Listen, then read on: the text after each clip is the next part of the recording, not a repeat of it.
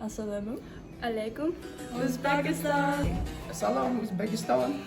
Biz sizlarni Yaxshi ko'ramiz. Kitob bilan.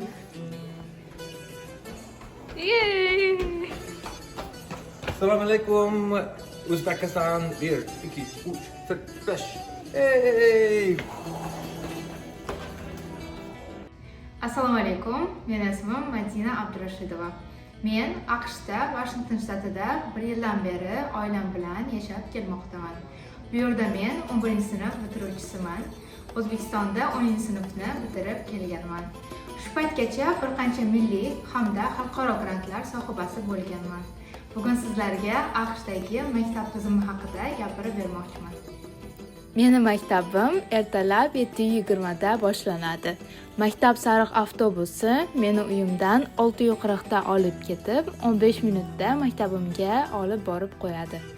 Yuqori sinflarning ko'pchiligi o'zlari maktabga mashina haydab keladi. Shuning uchun ham maktabning parkovka joyi juda ham katta. AQSh Washington shtatida maktablar tizimi 3 ta bosqichga bo'linadi.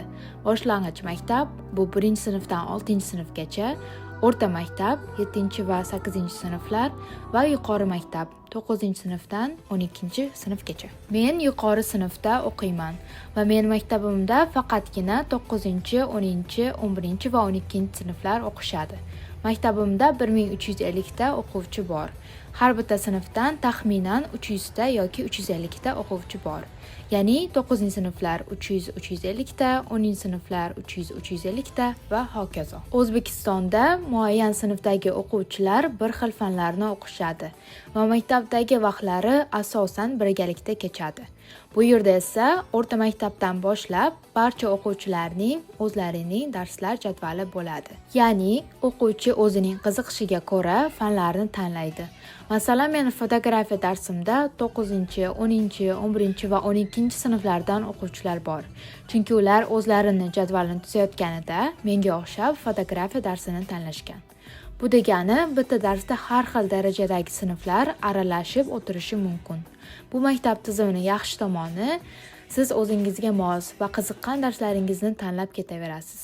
Aytaylik, siz matematikani o'zingizning tengdoshlaringizdan yaxshiroq bilsangiz, demak ularga o'xshab algebrani emas, calculus, ya'ni matematikani yuqoriroq darajasini jadvalingizga kiritishingiz mumkin bo'ladi. Yuqori sinflarda 1 yil uchun faqatgina 6 ta fan tanlanadi va har kuni faqat o'sha darslarga borasiz. Masalan, bugun sizning birinchi darsingiz ingliz tili, keyin tarix, matematika, fotografiya, marketing va kimyo bo'lsa, ertaga ham xuddi shu darslarga va xuddi o'sha navbatda boraverasiz. O'sha 1 yilga tanlangan 6 ta fandan 4 tasi asosiy fan bo'ladi. 4 ta asosiy fanni tanlashga majbursiz. Qolgan 2 tasini esa qiziqishingizga ko'ra tanlaysiz. Meni maktabimda tanlash bo'lgan darslar bu oshpazlik darsi, robotics, ya'ni robotlar yasash darsi, marketing, fotografiya, grafik dizayn, drama, ya'ni aktyorlik mahorati, jurnalistika, videomontaj, ispan tili, fransuz tili, psixologiya va har xil hunarmandchilik darslari.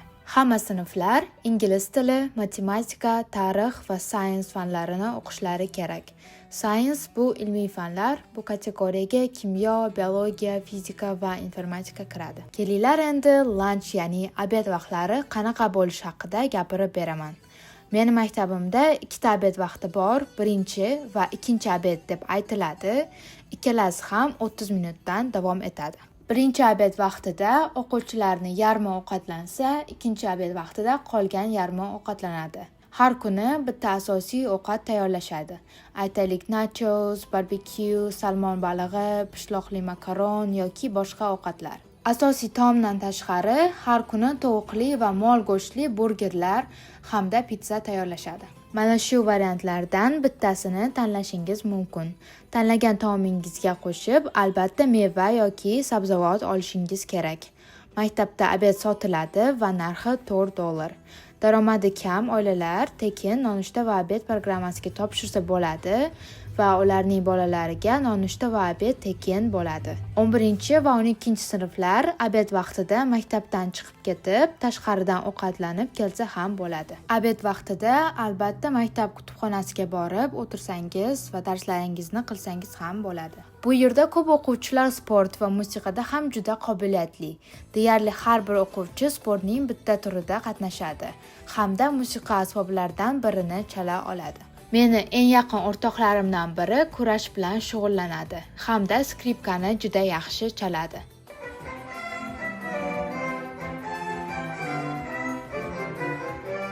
Men esa o'zbek nayini chalaman. Albatta, men bu maktabga 1 yil oldin kelganim uchun nay chalishni O'zbekistonda paytimdayoq o'rganishni boshlagan edim.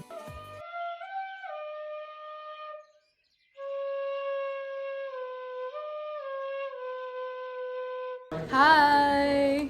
Hammaga salom. Men ismim Madina. Men 11-sinfda o'qiyman va men maktabimda juda yaxshi ko'raman. Hozir o'rtoqlarim men aytgan gapni o'zini tilida gapirishadi. O'rtog'im Kenyadan, bu o'rtog'im Turkiyadan. Should I say in English too? Yeah.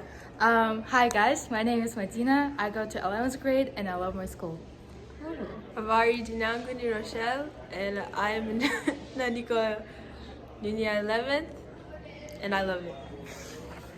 Merhaba, benim adım Rima. Ben 10. sınıftayım ve okulumu çok seviyorum. Yay! Thank you! Shuningdek, maktabda turli xil 40 dan oshiq klublar bor. Ularning har biriga to'xtalsam, hozir mavzu juda ham cho'zilib ketadi. Bir ikkitasi haqida ma'lumot berib o'tib ketaman. Masalan, men o'zim 3 ta klubning a'zosiman.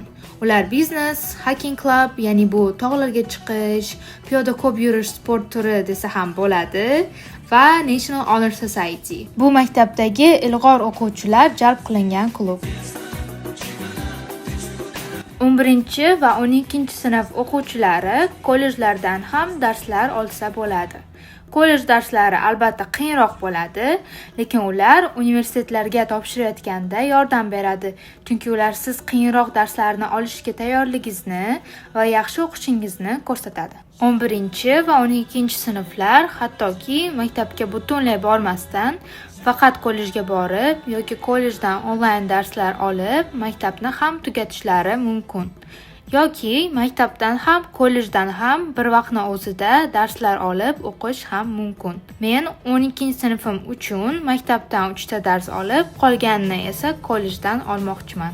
O'zimga yaqin kollejga borib, dokumentlarimni topshirib keldim va kollejni aylanib ham chiqdim. Aytgancha, AQSh Washington shtatida 14 yoshdan ishlash mumkin. Boshqa shtatlarda yosh chegarasi sal boshqacharoq bo'lishi mumkin, lekin umumiy olganda 14 va 15 yoshdan ba'zi o'quvchilar ishlashni boshlashadi. Ular magazinlarda, fast food restoranlarda, kinoteatrlarda yoki parklarda ishlashlari mumkin. Shunday qilib, ular erta yoshdan mas'uliyatli va intizomli bo'lishni o'rganishadilar.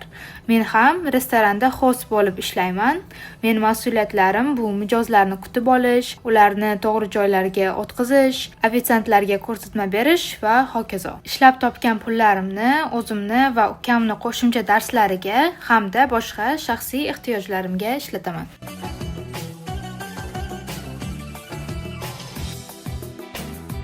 Xo'sh, endi menga obunachilarim yuborgan savollardan bir nechtasiga javob beraman. Birinchi savolimiz: maktabga birinchi borganingizda sinfdoshlaringiz qanday kutib olishgan? Bu yerda boshlang'ich sinf paytidanoq bolalarga bir-birini ustidan kulmaslik, kamsitmaslik haqida shunchalik singdirib yuboriladiki, o'quvchilar boshqalarning ustidan kulishga haqqim yo'q deb hisoblaydi.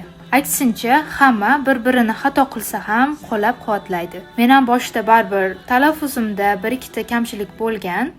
O'zim biroz noqulay his qilganman, lekin boshqalar tabiiy qabul qilgan va tezda moslashib ketganman. Keyingi savolimiz: o'quvchilar darslarda o'zlarini qanday tutishi va o'qituvchilar bunga qanday munosabatda bo'lishlari haqida. O'quvchilar darslarga o'zlariga kerakligini bilib kirganliklari uchun o'sha fanni o'zlashtirishga harakat qilishadi va o'qituvchini tinglashadi. Lekin ba'zan ayrim o'quvchilar uxlab qolishi yoki gaplashib o'tirishi mumkin. Bu holatni esa agar solishtiradigan bo'lsam, O'zbekistonda shunday holatda o'qituvchini jahli chiqishi hamda o'quvchini urishib berishi mumkin. Bu yerda o'qituvchi darsini o'taveradi, imtihonlar paytida o'quvchiga hech qanday yordam berilmaydi. Agar darsdan yiqilsa, yozda o'sha darsini qaytadan topshirib berishi kerak. 3-savol. Maktabda o'quvchilar qanday kiyinadi? Bo'yanib ham keladimi? O'quvchilar xohlagan kiyimini kiyib keladi, hattoki pijama kunlari ham bor, ya'ni o'quvchilar va ustozlar maktabga pijamada kelishlari mumkin. Sochlarini esa pushti, yashil, ko'k, sariq va hokazo ranglarga bo'yashlari mumkin. Kosmetika vositalaridan istagancha foydalansa bo'ladi. Bu narsalarga e'tibor 2-darajali bo'lib, 1-darajadagi e'tibor esa bu sifatli o'qish, yaxshi mutaxassislar yetishib chiqishi va sohalarni chuqur o'rganishga qaratiladi. Oxirgi savol. Ilm olishingizga hayotingizda asosan kim katta turtki bo'lgan va qiyinchiliklarga duch kelsangiz qanday yengib o'tasiz? Meni yoshligimdan kitoblarga mehr qo'yishimga, grantlar sohibasi bo'lishimga sababchi birinchi o'rinda bu ota-onam bizni, ya'ni meni, opamni, ukamni va singlimni ta'limi, qiziqishlari hamda orzu-maqsadlari yo'lida cheksiz sabr va mehr bilan yonimizda har doim qo'llab-quvvatlab turishadi. Qiyinchiliklar ko'p bo'lgan, hozir ham bo'ladi. Ko'pchilik Amerikada oson deb o'ylaydi, lekin hamma yerning o'zining toshi tarozisi bor. Men uchun eng qiyin narsa bu vaqt. Vaqt yetishi qiyin, darslar ko'p, hafta oxirlarida esa ishlayman. Shuning uchun o'zimga nisbatan qattiq intizomli bo'lishga harakat qilaman. Aytgancha, mehnatimning bu yilgi mevasi men AQShdagi eng top universitetlardan biri Yale universitetiga yozgi grant yutib olganim. Bu grant menga to'liq tekinga tushyapti. Men Yale universitetiga iyul oyida o'qish uchun uchib boraman va ularning YouTube tarmog'i uchun ham filmlar tayyorlashda hamkorlik qilaman. Hurmatli obunachilar, sizlarni qiziqtirgan savollar bo'lsa, izohlarda yozib keting. Iloji boricha javob berishga harakat qilaman va keyingi filmlarimda qiziqishlaringizni inobatga olaman. Meni hikoyam shundan iborat edi. Foydali bo'ldi degan umiddaman. Kanalimizga obuna bo'lib qo'ying. Hali yana shunaqa filmlar tayyorlab boramiz. Xayr. 1, 2, 3. Yeah!